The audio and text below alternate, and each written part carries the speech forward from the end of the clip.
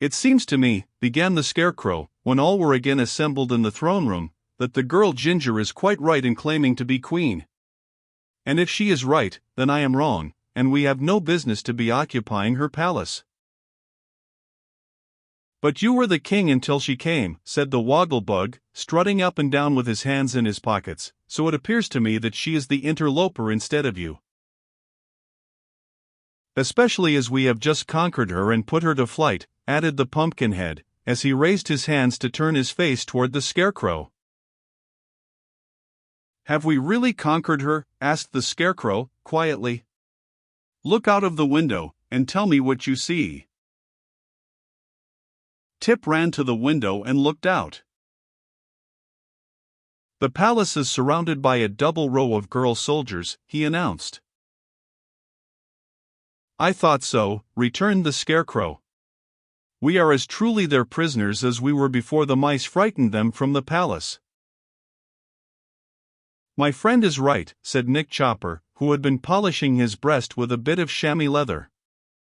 "Ginger is still the queen, and we are her prisoners." "But I hope she cannot get at us," exclaimed the Pumpkinhead, with a shiver of fear. "She threatened to make tarts of me, you know." "Don't worry," said the Tin Woodman. "It cannot matter greatly. If you stay shut up here you will spoil in time, anyway. A good tart is far more admirable than a decayed intellect." "Very true," agreed the Scarecrow. "Oh, dear," moaned Jack, "what an unhappy lot is mine. Why, dear father, did you not make me out of tin or even out of straw so that I would keep indefinitely?" "Shucks," returned Tip, indignantly. "You ought to be glad that I made you at all." Then he added, reflectively, "Everything has to come to an end, sometime." "But I beg to remind you," broke in the Woggle-Bug, who had a distressed look in his bulging, round eyes, "that this terrible Queen Ginger suggested making a goulash of me.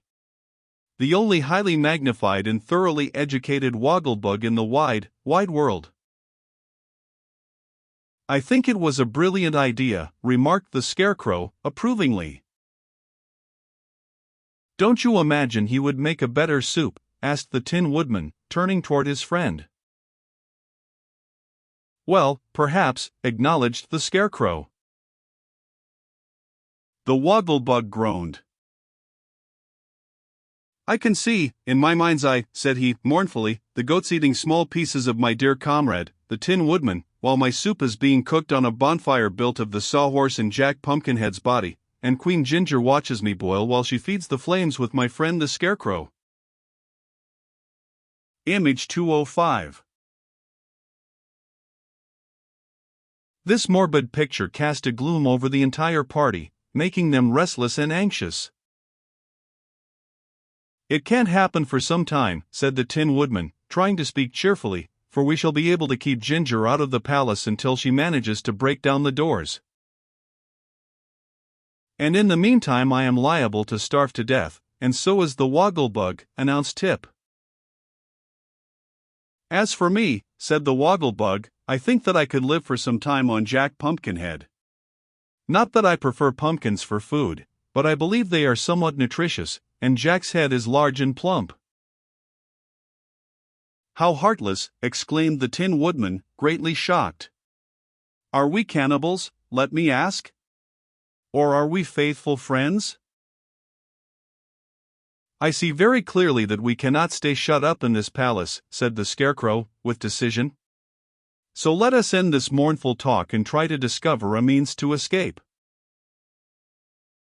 At this suggestion they all gathered eagerly around the throne, wherein was seated the Scarecrow, and as Tip sat down upon a stool there fell from his pocket a pepper box, which rolled upon the floor. "What is this?" asked Nick Chopper, picking up the box. "Be careful," cried the boy.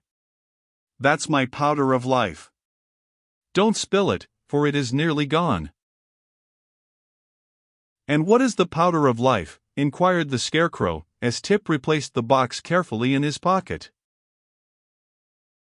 It's some magical stuff old Mombi got from a crooked sorcerer, explained the boy. She brought Jack to life with it, and afterward I used it to bring the sawhorse to life. I guess it will make anything live that is sprinkled with it, but there's only about 1 dose left. Then it is very precious, said the Tin Woodman. Indeed it is, agreed the Scarecrow. It may prove our best means of escape from our difficulties.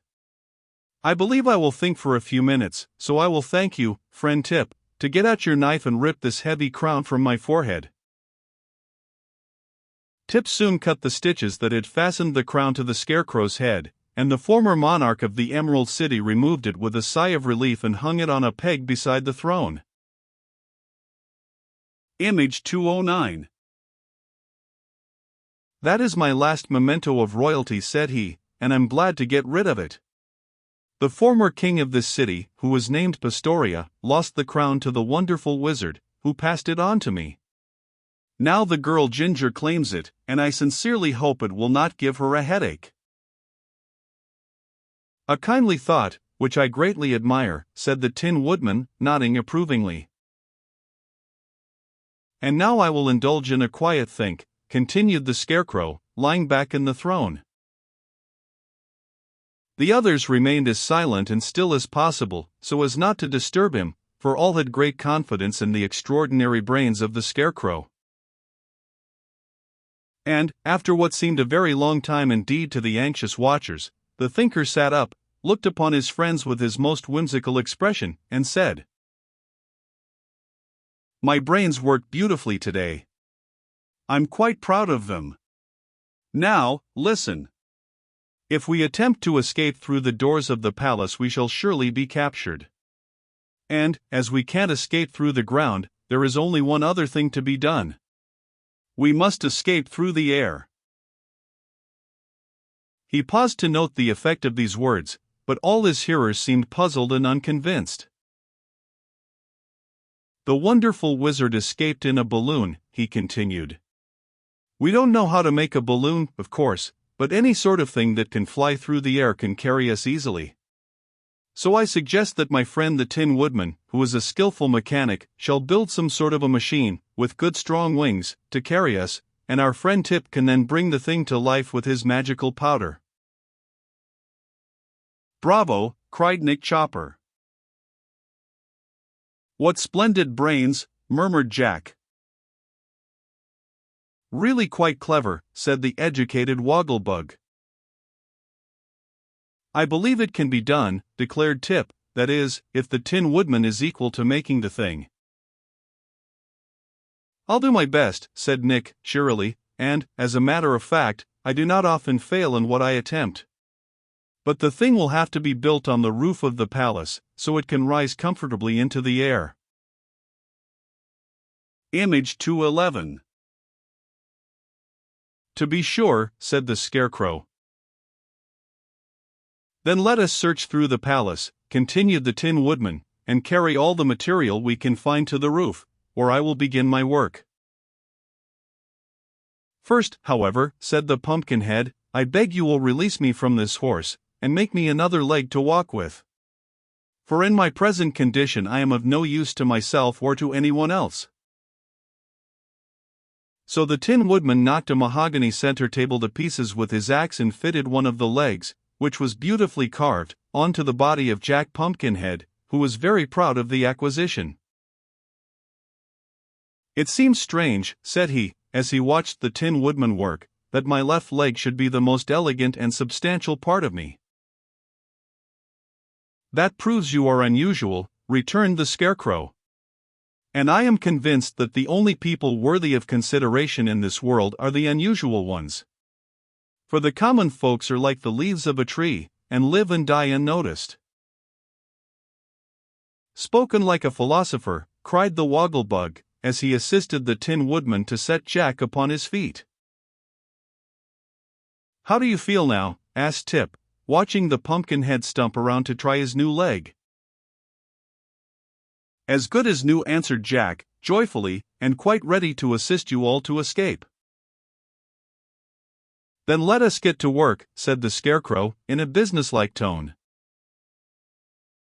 So, glad to be doing anything that might lead to the end of their captivity, the friends separated to wander over the palace in search of fitting material to use in the construction of their aerial machine. Image 213. Image 214. Image 215.